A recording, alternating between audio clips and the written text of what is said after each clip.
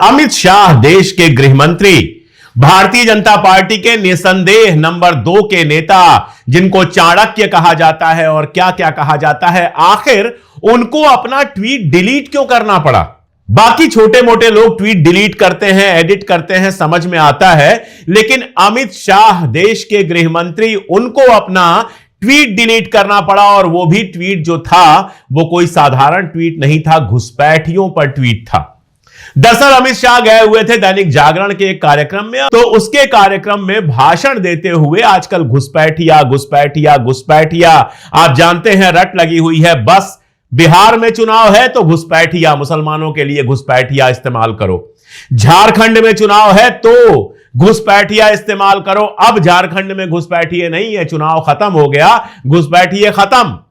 आपको याद होगा एसआईआर में जिन लोगों को वोटर लिस्ट से बाहर किया गया है, हमारे मित्र हैं पुष्यमित्र, बड़े पत्रकार हैं, उन्होंने चुनाव आयोग से सवाल पूछा कि भाई ये बताइए कि घुसपैठिए कितने हैं जिनको आपने बाहर किया है। चुनाव आयोग करके रह गया, कोई ज्ञानेश कुमार के पास उत्तर नहीं था। तो घुसपैठियों की नौटंकी लंबे समय से चल रही है, लेकिन जहां फैक्ट एंड फिगर की बात आती है वहां हालत यह होती है कि इस देश के गृह मंत्री को अपना ट्वीट डिलीट करना पड़ता है। क्या लिखा था उस ट्वीट में?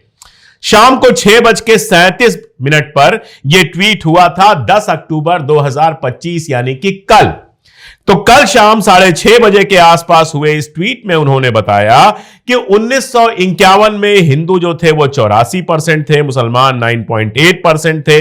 71 में बताया, 11 में बताया, उसके बाद का बता नहीं पाए। उसके बाद वो लिखते हैं कि भारत में मुस्लिम आबादी 24.6%, 24.6% हो गई, और ये आबादी में जो बढ़ोतरी हुई है वो घुसपैठ की वजह से हुई। तो लोगों ने पलट के पूछ लिया, इसका मतलब 2014 में आप सत्ता में आए, 11 साल हो गया आपको सत्ता में रहते हुए, और आपके टाइम में ही घुसपैठ सबसे ज्यादा बढ़ी है।